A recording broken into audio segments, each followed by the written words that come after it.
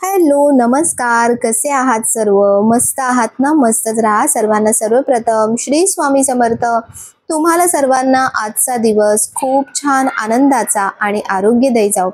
तर कोल्हापूरचे सगळे व्हिडिओज झाले, पण हा एक व्हिडिओ बाकी होता, तो म्हणजे कणेरी मठाचा.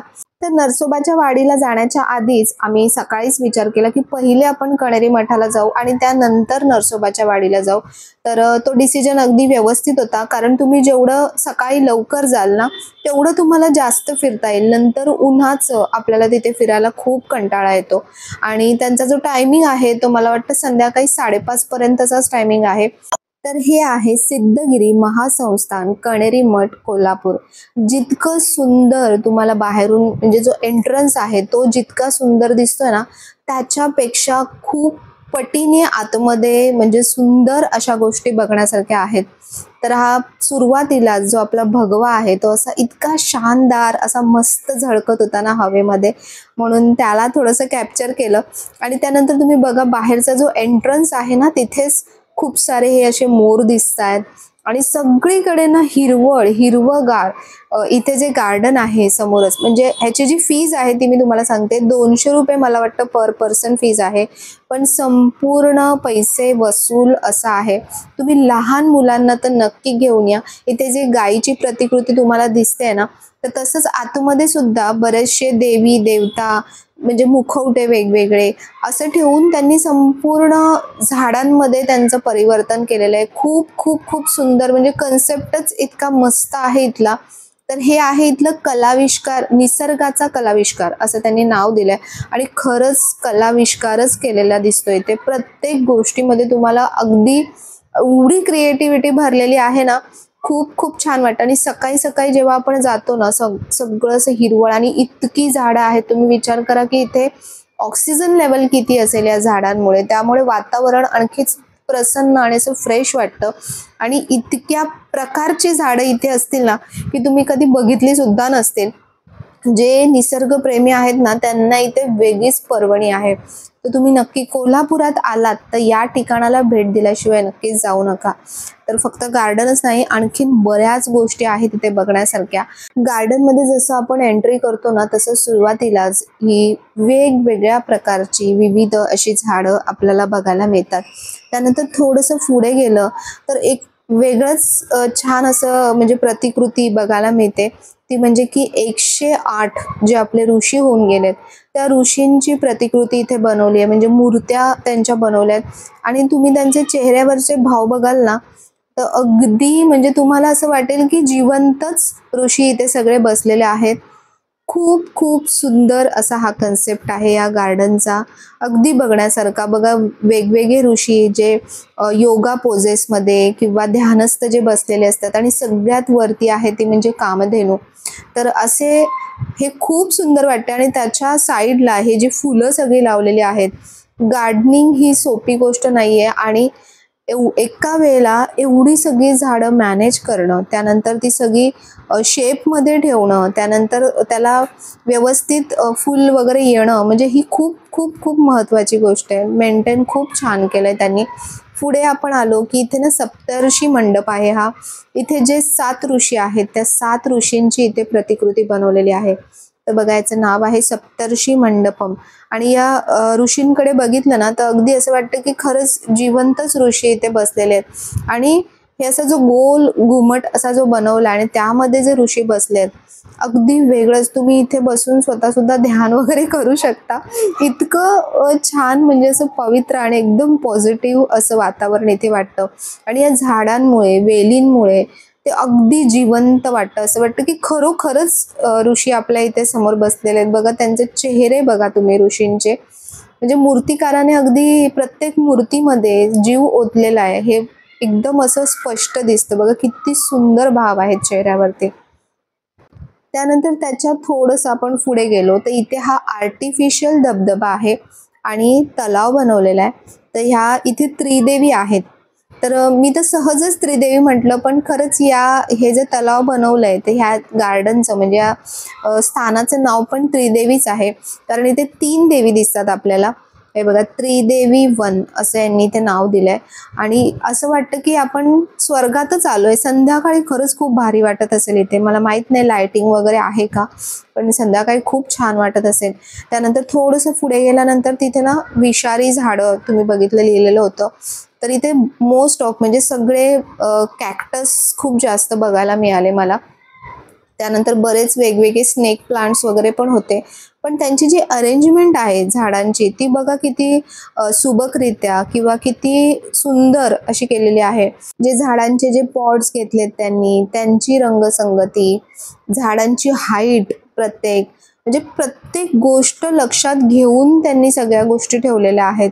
आणि खरंच मला खूप आवडतं. म्हणजे झाडं तर तुम्हाला माहिती आहे मला किती आवडतात. त्यामुळे अशा ठिकाणी जाणं आणि अशा ठिकाणी वेळ घालवणं हे खरंच खूप खूप खूप भारी आहे. हे एक मोठं झाड आहे आणि या झाडाच्या खाली संपूर्ण त्यांनी हा स्पेस बनवलाय, जिथे खूप वेगवेगळ्या प्रकारची झाडं आपल्याला बघायला मिळतात.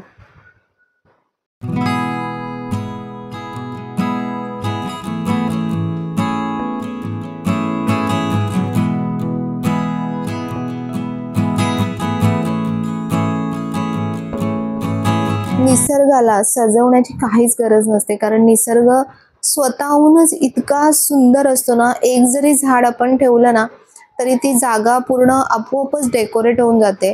आणि इथे तर हजारो लाखो झाडं अशी सुंदररित्या त्यांनी अरेंज केलेली आहेत ना, की खूप भारी वाटतं. आणि खूप वेगवेगळ्या गोष्टी आहेत बघा इथे. हे टायरची गाडी बनवलेली होती. त्यानंतर बरंच काय काय ज्या मूर्ती वेगवेगळ्या आहेत त्या मूर्ती इथे वेगवेगळ्या ठेवलेल्या होत्या. हे ससे आहेत. पहिले आम्हाला वाटलं की कांगारू आहेत, पण कांगारू नाही आहेत, ससे आहेत. आणि इथे हे खूप मोठा असा हा डायनोसॉर आहे. ते इथे पुढे ना डायनोसॉरचं पण काहीतरी आहे. काही अर्ध्या गोष्टी चालू होत्या, अर्ध्या गोष्टी बंद होत्या. कारण मला वाटतं जसे लोक जास्त प्रमाणात येत असतील तर त्याच्या हिशोबाने काही गोष्टी ते चालू करत असतील. तर मी जसं म्हटलं की स्पेशली मुलांना घेऊन या, लहान मुलांना, त्यांना इतकं आवडेल ना इथे खेळायला.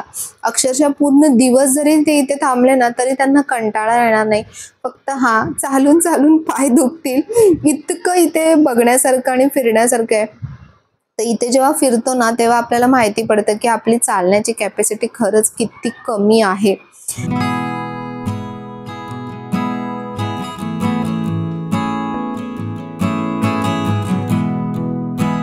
या गार्डनच्या बाबतीत तर ज्याचा कोणाचा कन्सेप्ट असेल ना त्यांना हॅट्स ऑफ आहेत. जे इतकं इतकं क्रिएटिव्ह आणि इतकं सुंदर कसं केलंय त्यांनी आणि कसं मेंटेन ठेवलंय हे बघूनच खूप आश्चर्य वाटतं. इथे बघा संपूर्ण आपल्या भारत देशातल्या वेगवेगळ्या जाती प्रजाती सगळ्यांचं त्यांनी प्रतिकृती इथे बनवलेत. म्हणजे प्रत्येक रिलिजन वाईज, प्रत्येक राज्य वाईज, जसं वेगवेगळी कास्ट असते किंवा वेगवेगळे लोक असतात त्यांचा वेगवेगळा पेहराव असतो, तर त्याच्या हिशोबाने इथे बनवलंय. प्रत्येकाच्या डोक्यामध्ये पण झाडं लावलेली आहेत. म्हणजे कुठेही त्यांनी एकही जागा अशी विदाऊट झाड अशी त्यांनी क्रिएटिव्हिटी केलेली नाहीये. खूप सुंदर, खूप सुंदर, बघायला खूप छान वाटतं. आणि इथे समोरच ना इथे एक ही जागा आहे की जिथे आतमध्ये हजारो झाडं लावलेली आहेत. आतमध्ये तुम्ही जेव्हा एंट्री करता ना आपण एक वेगळ्याच विश्वात गेल्यासारखं वाटतं. बघा किती झाड आहेत इथे. असा हा विहिरीसारखा गॅप आहे पूर्ण खाली, पायऱ्या आहेत त्याला. आणि प्रत्येक पायरीवरती ही सगळी अशी वेगवेगळी झाडं त्यांनी ठेवलेली आहेत. त्या मावशी तिथे उभं राहून पाणी घालत होत्या. पण आतमध्ये इतका थंडावा होता ना, म्हणजे बाहेर ऊन लागत होतं थोडंसं, पण या सेक्शनमध्ये जेव्हा आम्ही आतमध्ये आलो अगदी थंड असं वाटत होतं. आणि कोल्हापुरात आलो आणि कोल्हापुरी चपलाच दिसल्या नाही तर कसं होईल. तर कोल्हापुरी चपला सुद्धा दिसल्या तिथे. तिथे एक हा झुलता पूल होता. तर मी तर काही गेली नाही कारण मी ह्यांना खालून शूट करत होते आणि मी इथूनच चालवत होते. ह्यांना म्हटलं तुम्हीच दोघं जा. तर असा काही खूप झुलत नाही तो, पण त्याला नाव दिलेलं आहे झुलता पूल. थोडासा हलतो तो असा. मुलांना थोडंसं असं काहीतरी ॲडव्हेंचर म्हणून त्यांनी बनवलंय की ह्या टोकापासून त्या टोकापर्यंत जायला.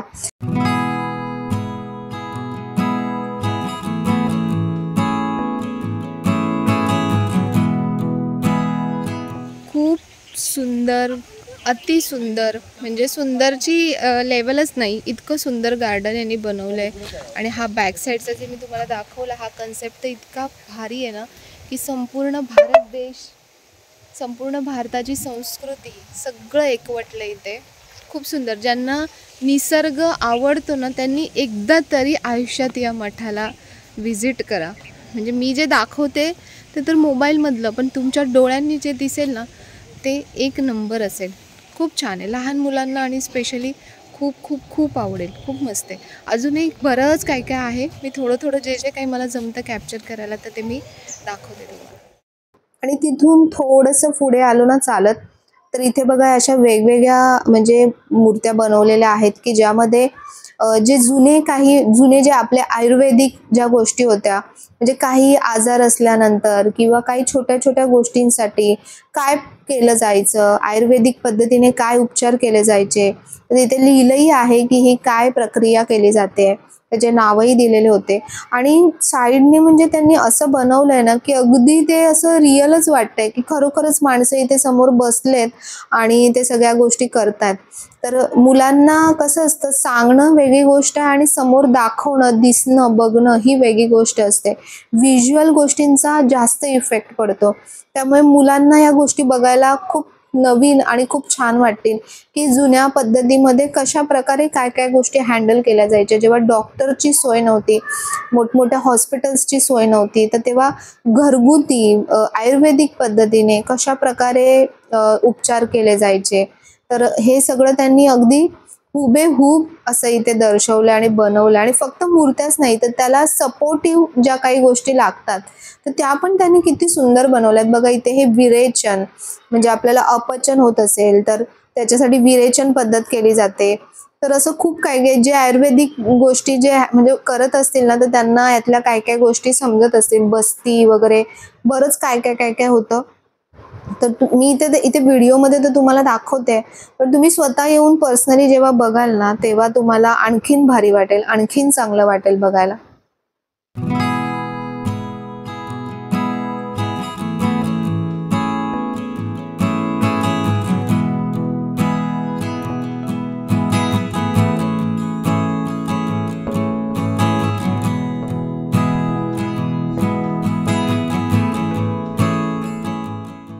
त्याच्याच थोडंसं पुढे आलं ना तर हा विठ्ठल रुक्माई गार्डन म्हणजे ह्याला म्हटलं जातं. तर इथे बघा हा जो शेप बनवलाय त्यांनी झाडापासून, तो विठ्ठलांच्या जो टिळा लावतो त्या टिळ्याचा शेप बनवलाय. त्याच्यानंतर आतमध्ये जे सगळे संत होऊन गेले, ज्ञानेश्वर, सोपान, मुक्ताई, तर त्या सगळ्यांचे चेहरे आहेत वरती. आणि खालती जे शरीर आहे ते संपूर्ण झाडांनी व्यापलेलं असं शरीर आहे.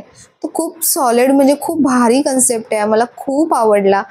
तर तिथून गार्डनमधून बाहेर निघालो आणि त्यानंतर इथे एक आहे म्युझियम. तर हे खूप बघण्यासारखं आहे, मला प्रचंड आवडलं. हे एक प्रकारे जशी एक गुफा असते ना तशी त्यांनी गुफा बनवली आतमध्ये. आणि तिथून आतमध्ये गेल्यानंतर आपल्या ज्या जुन्या वैदिक शास्त्रीय ज्या पद्धती आहेत, जे जे ऋषीमुनी संत जे पण होऊन गेलेत ना त्या सगळ्यांचं इथे एक एक त्यांनी अशी प्रतिकृती उभी केली आहे. आणि साईडला त्यांनी माहिती सुद्धा दिली आहे, इंग्लिशमध्ये सुद्धा दिलं आहे, मराठीमध्ये सुद्धा दिलं आहे, की ज्यामुळे आपल्याला कळतं. तर आता बघा इथे पण बघा, इथे किती सुंदर म्हणजे हे पतंजली आहेत, पतंजलींची प्रतिकृती इथे यांनी बनवली आहे. आणि असं वाटतंय की ते खरंच इथे ध्यानस्थ बसलेत. अगदी मूर्त्या ज्या आहेत त्या अगदी जिवंत आणि बोलक्या अशा मूर्त्या आहेत. तर निष्ठा पण बघा तुम्ही ती बघत होती, हे महाभारत आहे, तर महाभारत वेदव्यास यांनी लिहिलंय. तर त्यांची माहिती सुद्धा बाजूला तिथे दिलेली आहे की कोण आहे ते, यांनी काय काम केलंय. तर मुलांना स्पेशली सगळं हिस्ट्रीमध्ये किंवा त्यांच्या अभ्यासामध्ये ह्या सगळ्या गोष्टी असतात, पण पुस्तकातून अभ्यास करणं, पुस्तकातून वाचणं आणि समोर त्या गोष्टी बघणं ह्याच्यामध्ये खूप फरक पडतो. निष्ठा स्वतः मला म्हणत होती की मम्मी ह्यातलं खूप साऱ्या गोष्टी आम्हाला इतिहासात आहेत, भरपूर ह्यातलं काय काय आम्ही वाचलंय. तर तिला बघायला ते आणखीन इंटरेस्टिंग वाटत होतं. ते इथे बघा महर्षी कणाद, त्यांची संपूर्ण इथे माहिती दिलेली आहे.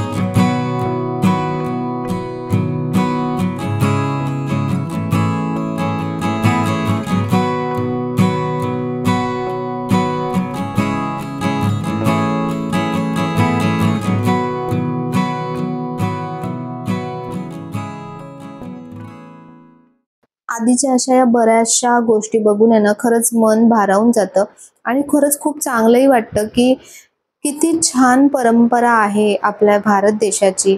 किती महान संत मुनी ऋषी, किती महान महान व्यक्ती होऊन गेले की ज्यांनी किती साऱ्या गोष्टींचा शोध लावला. तेव्हा काहीही कुठलीही टेक्नॉलॉजी नव्हती किंवा काही नव्हती, पण तरीही त्या व्यक्तींनी किती मोठ्या मोठ्या गोष्टी करून ठेवल्यात. किती नवीन नवीन गोष्टींचा त्यांनी शोध लावला. किती त्यांचा प्रदीर्घ असा अभ्यास प्रत्येक गोष्टीमध्ये होता. आणि फक्त अभ्यास असा नाही तर प्रत्येक गोष्टीमध्ये त्यांनी स्वतःचे जीव ओतून ती गोष्ट पुढच्या पिढीसाठी म्हणजे आपल्यासाठी त्या गोष्टींची त्यांनी निर्मिती केली. त्यासाठी अक्षरशः पूर्ण एकेका व्यक्तीने एकेका गोष्टीसाठी संपूर्ण स्वतःचं आयुष्य झोकून दिलेलं आहे. तर असं खूप भारी वाटतं बघायला. आणि मी खरं सांगते की मुलांना नक्की न्या तुम्ही. मुलांना इतकं आवडेल आणि त्यांना या गोष्टी वाचूनही दाखवा की फक्त सांगू नका, बघू नका, त्यांना वाचून दाखवा की काय काय आहे याच्यामध्ये. ही शबरीची प्रतिकृती बघा की अगदी जिवंत असं वाटतं. असं खरंच वाटतंय की त्या बसल्या आहेत तिथे आणि श्रीरामांची तिथे वाट बघतायत. त्यांची बोरं वगैरे फळं पण तिथे ठेवलेली होते. इथे भगवान श्रीराम इथून येताना आपल्याला दिसतात. तर काय सुंदर बनवलंय त्यांनी. आणखीन एक सुंदर गोष्ट इथे दिसली ती म्हणजे की बघा श्रीकृष्ण आणि यशोदा इथे बसलेली आहे. तर माझा कॅमेरा पण इतका सुंदर त्यांनी कॅचअप केला ना की म्हणजे साईडच्या ज्या सगळ्या गोष्टी होत्या त्या अशा ब्लर झाल्या आणि त्या दोघांचंच फक्त प्रतिकृती तिथे दिसत होती. खूप सुंदर वाटत होतं.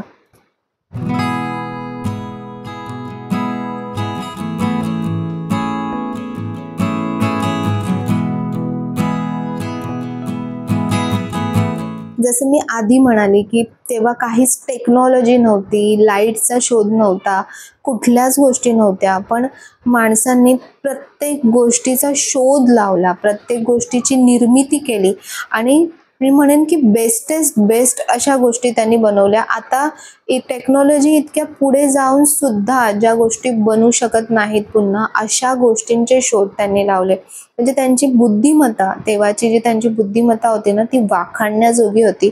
इथे ही गोष्ट जी बघितली बघा, सुश्रुत यांना म्हटलं जायचं म्हणजे तेव्हाचे सर्जन, की त्यांनी पहिल्यांदा सर्जरीचा शोध लावला. आणि बऱ्याचशा यातल्या ज्या गोष्टी आहेत ना त्या सगळ्यात पहिले ज्या गोष्टी केल्यात त्या भारतामध्ये सगळ्या गोष्टी झालेल्या आहेत. इथे बघा आर्यभट्टांचं दिलेलं आहे, त्यांचं कार्य दिलेलं आहे, त्यांचं कालखंड दिलेला आहे. तर ज्यांना इतिहासाची खूप आवड आहे, ज्यांना ऐतिहासिक अशा खूप साऱ्या गोष्टी जाणून घ्यायच्या आहेत, कोणी कोणी काय काम केलंय, कोणी काय शोध लावलेत, हे ज्यांना जाणून घ्यायचं ना त्यांनी इथे नक्की एकदा भेट द्या. बघा इथे कशा प्रकारे पूर्वी काय काय जेवणाचं सगळं काय काय केलं जायचं, कसं जेवण बनवलं जायचं, मातीच्या भांड्यांचा कसा वापर केला जायचा, हे सर्व तिथे असं खूप सुंदर पद्धतीने त्यांनी मांडलंय. आणि तिथून थोडंसं बाहेर आलं त्या म्युझियममधून तर इथे बाहेर ना ओपन स्पेसमध्ये त्यांनी संपूर्ण शेतकऱ्याच्या आयुष्यामध्ये काय काय गोष्टी असतात, सगळ्या शेतामध्ये काय काय गोष्टी असतात, तर ह्या सगळ्या त्यांनी अगदी म्हणजे तुम्हाला असं रिअलच वाटेल की खरोखरच हे सगळ्या गोष्टी आहेत. आणि फक्त मूर्त्या किंवा पोस्टर्स असे त्यांनी लावलेले नाही आहेत. तर हे आजूबाजूला जे तुम्हाला दिसते हिरवळ झाडं, ही ओरिजिनल सगळी झाडं आहेत आणि त्याच्यामध्ये त्यांनी ह्या सगळ्या गोष्टी बनवल्यात. त्यामुळे ते आणखीनच असं जिवंत वाटतं.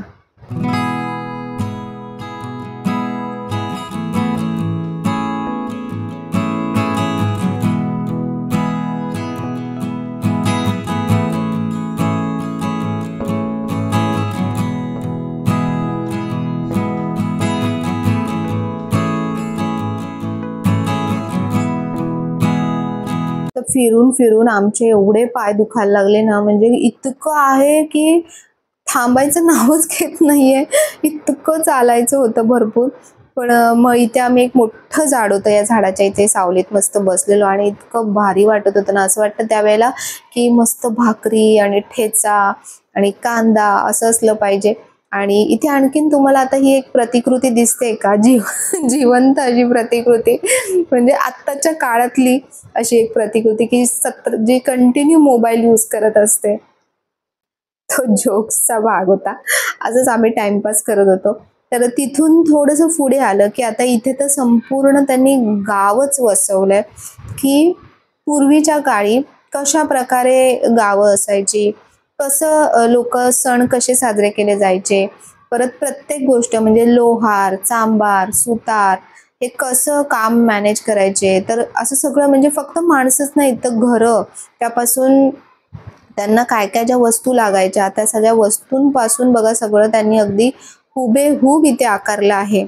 हे सगळं बघून आहे ना मला तरी खूप इच्छा होते की जर टाइम मशीन मिळालं ना तर मी परत जुन्या काळामध्ये जाईन. भले लाईट नसू दे, भले हे खूप काही अशी टेक्नॉलॉजी नसू दे, भले असं हे जे आता नवीन सगळं काही ॲडव्हान्स गोष्टी आल्यात त्या नसू दे, पण जे समाधान, जी शांती, जे सुख त्या काळामध्ये होतं ना ते खरंच आता कुठे दिसत नाही. माणसांमध्ये जी माणुसकी होती, जी आपुलकी होती, जी प्रेम होतं, जी माया होती, ती आता कुठेतरी खूप विरळ होत चालली आहे. म्हणजे टेक्नॉलॉजी जेवढी वाढत चालली आहे ना, मोबाईलचा वापर जेवढा वाढत चालला आहे ना, तेवढा माणूस माणसापासून दूर होत चाललेला आहे. आणि हे जर आपल्याला समजलं नाही ना अजूनही, तर अजूनही आपण खूप खूप लांब निघत जाऊ यापासून. तर इथे आणखीनही खूप साऱ्या गोष्टी बघण्यासारख्या आहेत. मी सगळंच नाही कॅप्चर करू शकली, जेवढं जमलं तेवढं दाखवलं. तुम्ही इथे प्रत्यक्षात या आणि भेट द्या आणि बघा, तुम्हाला खूप छान वाटेल. तर व्हिडिओ जर आवडला असेल तर व्हिडिओला लाईक करा, शेअर करा, सबस्क्राईब करा. पुन्हा भेटूया नवीन व्हिडिओमध्ये. तोपर्यंत सर्वांना बाय आणि सर्वांना श्री स्वामी समर्थ.